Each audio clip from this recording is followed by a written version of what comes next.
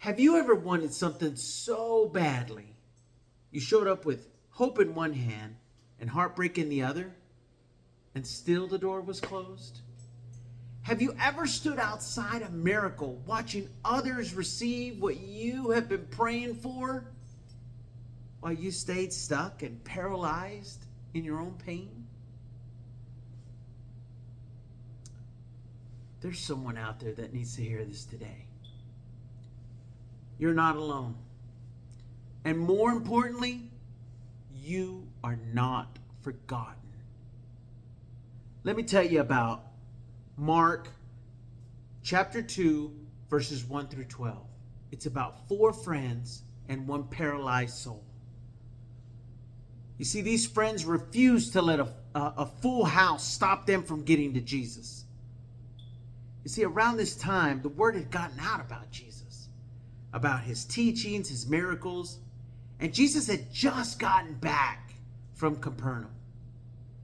And when people heard this, they started to gather around because the miracle workers back in town, right? Now picture this. This house is overflowing, not a single square inch to stand. People are packed shoulder to shoulder. And outside, forget about it. You couldn't even find the door, a window, because the area outside was just cramming with people trying to get close to Jesus. Those 4 friends, they looked at the crowd and said, "No room? No problem. We'll make one. We'll make room. The roof's in the way? We'll tear it down."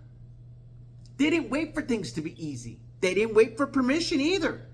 They climbed the roof, they dug through the ceiling, and lowered their friend right there in front of Jesus.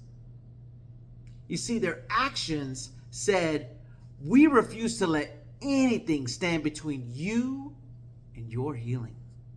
Now hear this, my friends. Faith didn't wait for an open door. It made one. And here's the most powerful part about this. Mark states in verse 5, when Jesus saw their faith. You see, not just the paralyzed man's faith, but his friend's faith as well. He didn't look at the man's ability. He didn't check the friend's credentials or even get background checks. He saw faith and he moved. He forgives the man's sins and says, "Rise, take up your mat and walk." And in full view of everyone watching, right? Skeptics included, the man gets up, walks out, and carries his mat like a trophy. So what's the message for you and me? Well, the first one is, you don't have to walk alone. Surround yourself by faith-filled people. You know, there's going to be moments, because we're human, when your strength will fail, your voice will break, and your prayers are going to feel empty. But see, that's when God sends people to carry you. Your miracle may be one friend, one prayer warrior, one roof-breaking believer away. Surround yourself with people who don't just talk about faith, they act on it. That man was healed because his friends refused to give up.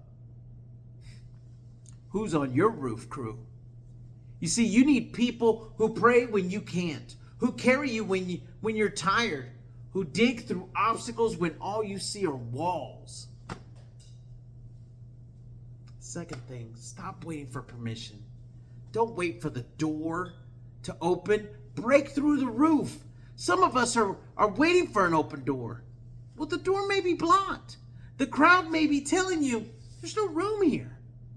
But God doesn't need the system's approval to bless you.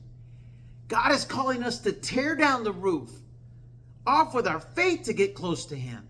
If faith got him through the roof, faith can get you through your pain, your depression, your doubt, and your delay. Obstacles aren't stop signs. You see, they're invitations to trust him more.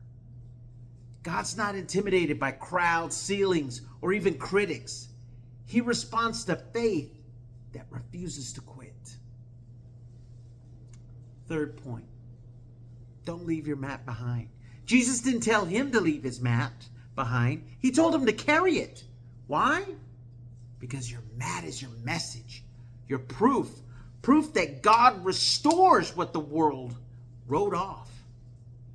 It says, this is what I was, but this is what God did. It's proof that what once held you down, God's going to use to lift up others. That addiction, you're walking free. That failure, you're standing tall. That shame, you're using it as a platform to give Him glory. Your story, your scars, your survival, they're not your shame. They're your sermon.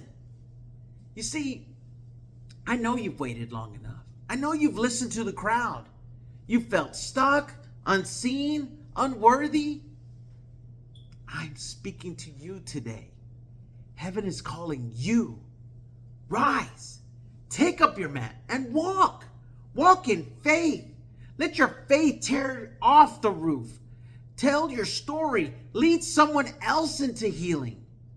Let your life shout out, God is still moving, Jesus is still healing, and I'm living proof.